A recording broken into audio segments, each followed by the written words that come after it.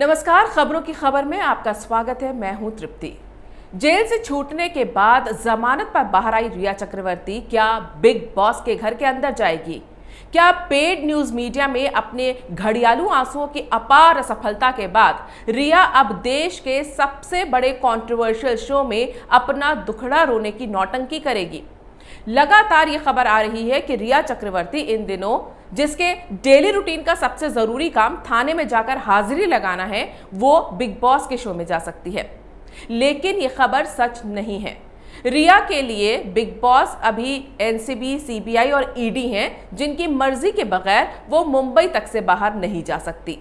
अगर उसे किसी चार दीवारी में बंद होना है तो वो सिर्फ जेल की ही चार दीवारी हो सकती है, लेकिन बिग बॉस का घर नहीं। वो बिग बॉस शो का हिस्सा फिलहाल तो नहीं बन सकती, क्योंकि वो सुशांत के मामले में प्राइम अक्यूज्ड है। उसे सीबीआई, एनसीबी और ईडी कभी भी पूछताछ के लिए बुला सकती है। इसलिए बिग बॉस तो क्या, किसी भी शो में जाना उसके लिए अभी पॉसिबल नहीं है। तो फिर ये खबर आई कैसे?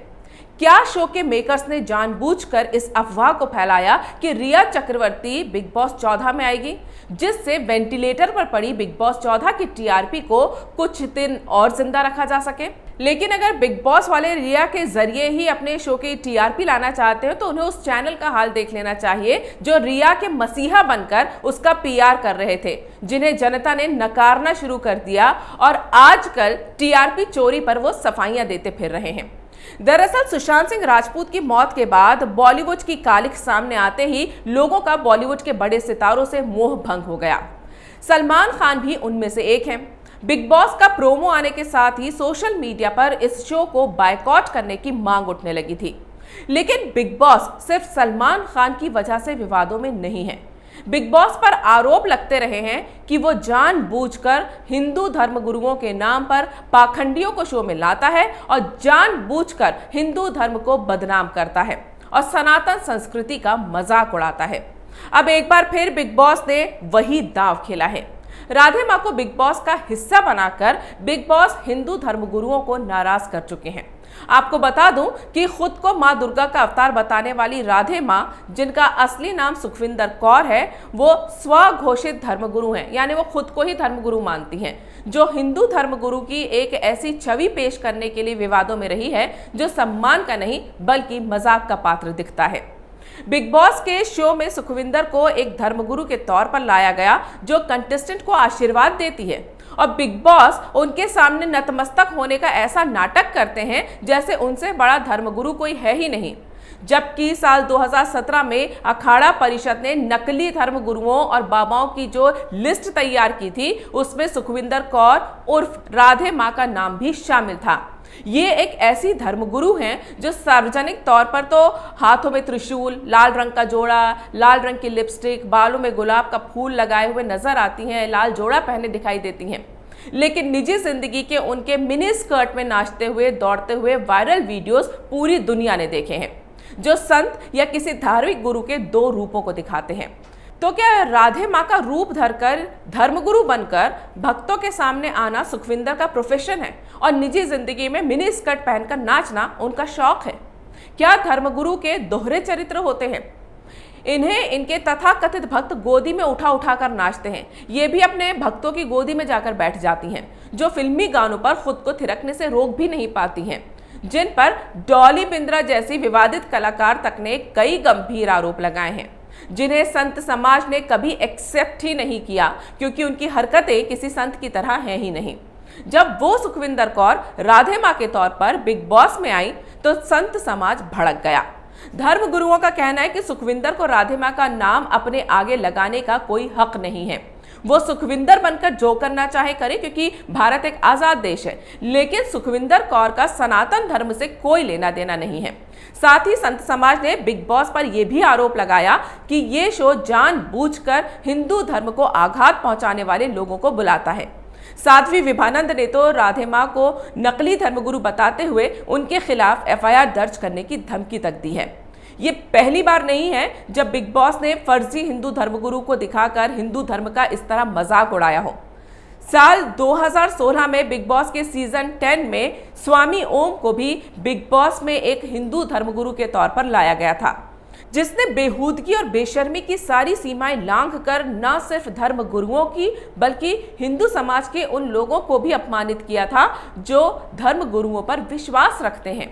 स्वामी ओम भी फर्जी धर्म गुरु हैं, लेकिन बिग बॉस जानबूझकर उसे शो में लाया और उसकी मूर्खतापूर्ण और वाहियात हरकतों को टीवी पर दिखाकर संत समाज को बदनाम किया। सलमान खान से इस स्वामी ओम को जलील करवाया गया और शो से बाहर निकाल दिया गया। तब से अब तक स्वामी ओम जहां भी जाता है बस जूते ही खाता है। स्वामी ओम की जलील हरकतों से बिग बॉस ने हिंदू धर्म को बदनाम किया और शो में उसे लताड़ पड़वाकर टीआरपी भी लूटी। लेकिन टॉलरेंट हिंदू धर्म ने बिग बॉस की इस हरकत को नजरअंदाज कर दिया। इसलिए बिग बॉस मेकर्स की हिम्मत बढ़ गई और 11वें सीजन में एक बार फिर हिंदू धर्मगुरु का मजाक उड़ाने के लिए शिवानी दुर्गा नाम की तथाकथित महिला तांत्रिक लेकर आए, जिनका दावा था कि उन्होंने शिकागो विश्वविद्यालय से पीएचडी की है और उसके बाद अघोर तंत्र की दीक्षा ली है। उज्जैन के सिंहस्थ के दौरान उनका नाम विवादों से जुड़ा था। शिवानी दुर्गा जितने भी दिन बिग बॉस में रही, उन्होंने ऐसी कोई नजीर पेश नहीं की जो धर्म के हित में दिखाई दे। उल्टा बिग बॉस में रहते हुए जो क्रियाकलाप उन्होंने किए थे वो वीडियो जरूर चर्चा का कारण बने रहे। अब संत समाज का कहना है कि बिग बॉस में हिंदू धर्म का मजाक उड़ाने वाले, हिंदू धर्म को बदनाम करने वाले और सनातन धर्म की परंपराओं पर आघात करने वाले नकली धर्मगुरु जानबूझकर हिंदू धर्म का अपमान करने के लिए बुलाए जाते हैं। कई संतों ने तो ये भी पूछा है कि बिग बॉस कभी किसी मौलवी या पादरी को क्यों नहीं बुलाता। क्या इस तरह के फर्जी और स्वघोषित धर्मगुरुओं को बुलाकर शो में हिंदू धर्म का मजाक उड़ाकर और उसका अपमान करके हिंदू धर्म के खिलाफ एक नैरेटिव सेट करने की कोशिश की जा रही है? साथ ही ये भी सवाल उठाए जाने लगे हैं कि क्या हिंदू धर्म खामोशी से अपना अपमान होते देखता रहेगा और टॉलरेंट बना रहेगा? तो इसका फायदा उठाया जाना कहां तक ठीक है?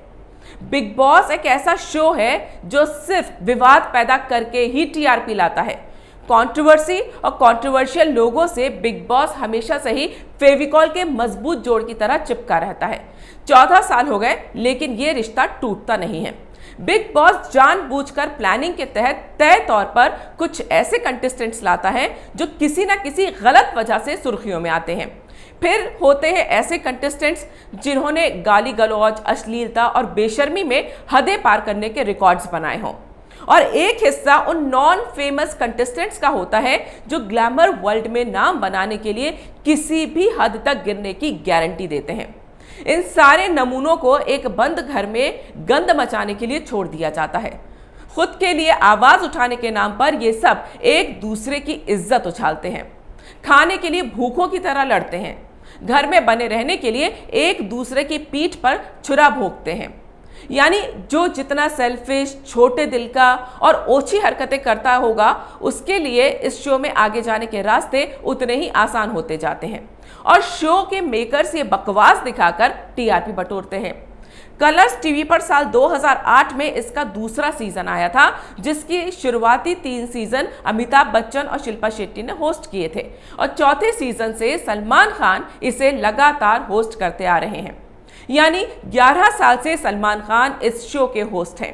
शायद कंटेस्टेंट्स से भाई की पर्सनालिटी काफी मिलती जुलती है, इसीलिए सलमान खान परमानेंट शो के होस्ट बन गए हैं। आपको बता दूं कि बिग बॉस के शुरुआती सीजन रात 9 बजे दिखाए जाते थे, लेकिन शो में अश्लीलता की हदें पार होने लगी तो मामला सूचना प्रसारण मंत्रालय तक पहुंच गया और शो के वल्गर कंटेंट की वजह से इसके प्रसारण का टाइम बदलने के आदेश दिए गए थे और उसी के बाद से रात 10:30 बजे इसे दिखाया जाने लगा, क्योंकि इसे ऐसा शो माना गया जिसे परिवार के साथ नहीं देखा जा सकता। अपने विवादास्पद और वाहियात कंटेंट के साथ कामयाबी पाने वाले बिग बॉस के लिए इस बार यानी सीजन 14 को हिट कराना आसान नहीं है। सलमान खान से नाराज जनता पहले ही बिग बॉस का बायकॉट करने की मुहिम चला रही है। ऐसे में राधे मां यानी सुखविंदर कौर को धर्मगुरु बनाकर लाना भी संत समाज के धैर्य को खत्म कर चुका है।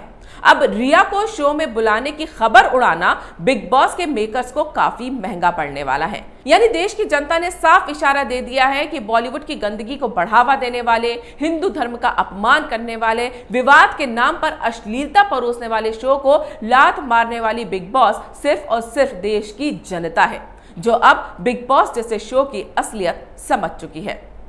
अगर आपको ये वीडियो पसंद आया है तो इसे लाइक करें, शेयर करें और कैपिटल टीवी को सब्सक्राइब करें।